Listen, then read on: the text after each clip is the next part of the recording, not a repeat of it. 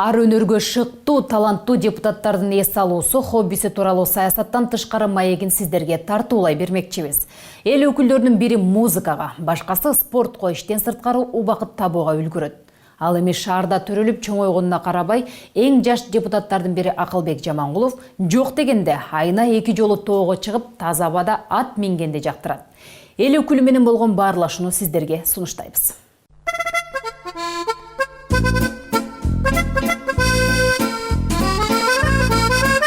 Айылда чоңойдум десем болот да.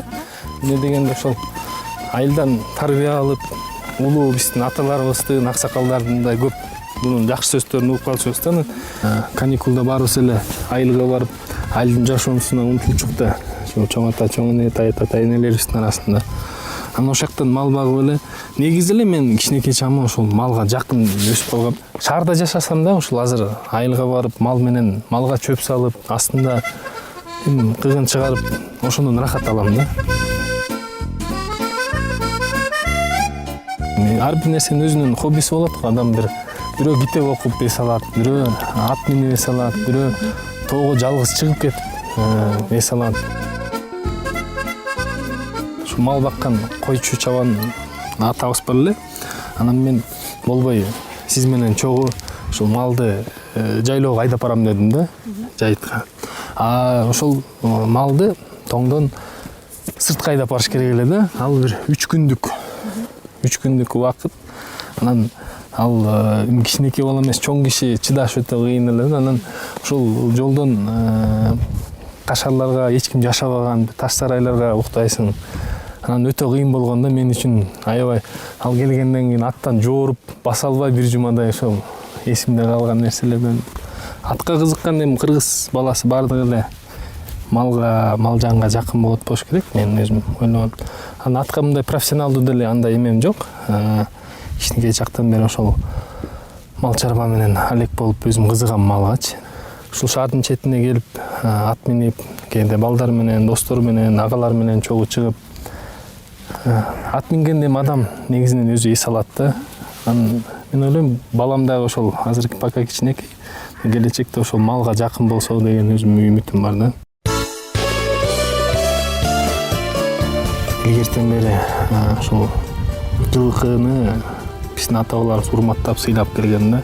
Ушул бир жактан конок келеби, ушул жылкы баласын тартуу кылып, азыр мына заманбап технология менен адамды минген аты менен мурун бааласа, азыр машина менен баалап атпайбы?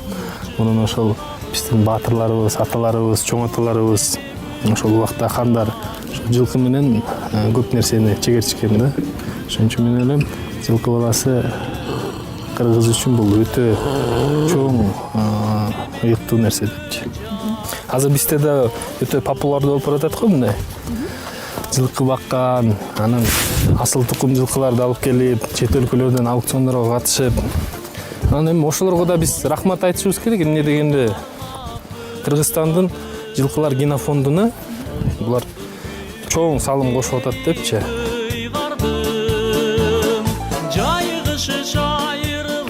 Жылкы деген бул өтө назик, таза, адамга жакын мындай жаныбар деп мен эсептейм да. Жылкыны биз эле эмес, кыргыздар эле эмес, бул Азиядан башка араб өлкөлөрү деги эле дүйнө жүзүндө жылкыны өтө чоң баалашат да. Эң негизги мындай белгилүү аттардын араб тазагандуу аттары бар. Андан тышкары Түркмөнстандын Акалтекин породасы аттары бар. Россиядан да бир топ союз убагында чоң селекция кылып, Орловский рысактар чыккан, тяжеловестер, жанагы чоң жүк ташый турган аттар. Андан тышкары мына Испанияда корида бар го, коридага дайындаган аттар миллиондогон долларга чейин жетет да. Эмне дегенде ошол букаларды коюп бергенде, букадан буйтап адамдай болуп качып эметкен акылдуу аттар да.